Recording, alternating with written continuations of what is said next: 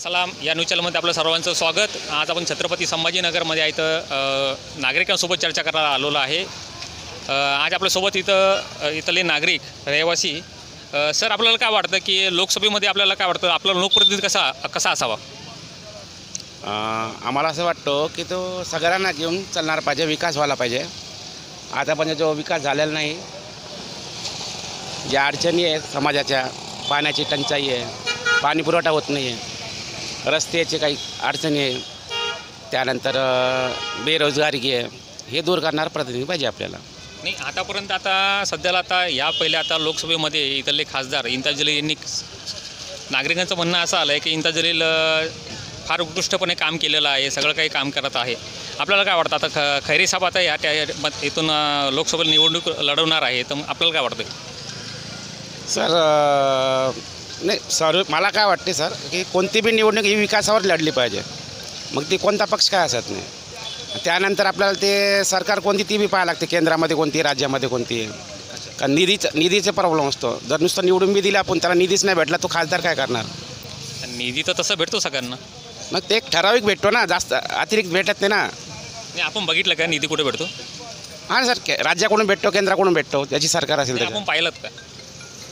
माहिती आहे सर आपल्याला निधीचा निधी खासदाराला एक निधी ठरवलेला असतो, तेवढा भेटतो, तेवढा त्याला खर्च करायला। किती ठरावं लागतं? माझ्या माहितीनुसार 5 करोड रुपये भेटतात त्यांना।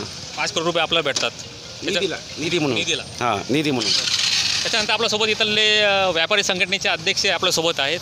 सर आपल्याला काय वाटतं? सर आम्हाला असं वाटतं विकास झाला पाहिजे। छत्रपती संभाजीनगर शहरामध्ये आज असं झालेलं आहे, शिवसेनेचे 2 गट पडलेले आहेत, एक शिवसेना शिंदे गट आणि एक शिवसेना ठाकरे गट। त्या दोघांच्या लढतीमध्ये तर आम्हाला असं वाटतं की इम्तियाज जलील हे साहेब हे पुन्हा एकदा विजयी होऊ शकतात, आणि त्यांनी बऱ्यापैकी काम केलेलं आहे औरंगाबाद सिटीसाठी, आणि ते एक सुशिक्षित उमेदवार आहेत, MIM पक्षाचे उच्च शिक्षित आहेत। म्हणजे आपला पूर्णपणे पाठिंबा जलील साहेबांनाच आहे? नाही, असं पाठिंबा तर म्हणू शकत नाही सर, विषय कसा असतो, हां जो विकास करेल आम्ही त्याला पाठिंबा द्यायला तयार आहे। आमच्या शहराचा विकास झाला पाहिजे, आमच्या मतदारसंघाचा विकास झाला पाहिजे। बेरोजगारी खूप वाढलेली आहेत छत्रपती संभाजीनगर शहरामध्ये दादा। MIDC आहेत, पण MIDCला पण काही सवलती मिळत नाही, काही सुविधा मिळत नाही। सध्याला आता छत्रपती संभाजीनगरमध्ये गुन्हेगारी पण जास्त वाढलेली आहे, याच्या संदर्भात काय बोलू शकता आपण?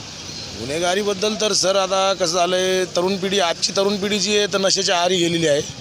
नशेच्या आहारामुळं नशेमध्ये ते काय करतात, गुन्हेगारी वाढती आहे, आणि तरुण पिढीच त्या नशेमध्ये गेलेली जास्त।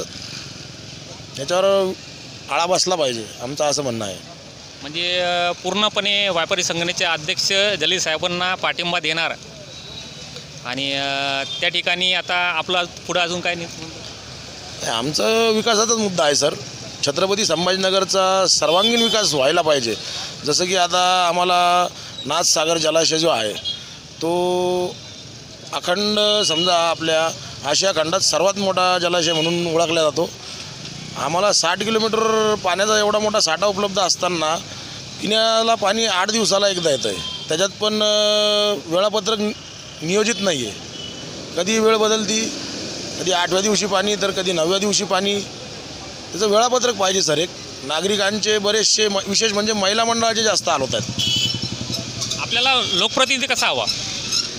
आम्हाला ज्या मूलभूत गरजा आहे आमच्या, पाणी, रस्ते, त्यानंतर बेरोजगारी, ह्या मूलभूत गरजा आजच्या काळात झालेल्या आहेत सर। या गरजा भागवणारा प्रतिनिधी आम्हाला पाहिजे, जेणेकरून त्यांनी संसदेत आमचे लोकप्रतिनिधी म्हणून आमचे प्रश्न उपस्थित केले पाहिजे। आज शहराला कशाची गरज आहे, कशाची नाही, हे प्रतिनिधींनी बोललं पाहिजे संसदेत।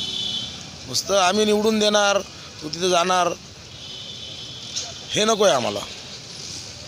कारण तुम्ही संसदेत जर प्रश्न उपस्थित केले नाही तर वरती सरकारला कळेल कसं या शहराला गरज कशाची? छत्रपती संभाजीनगरमधून नीला सलाम, न्यूज चॅनल, न्यूज रिपोर्टर किरण खरे। जय हिंद, जय महाराष्ट्र।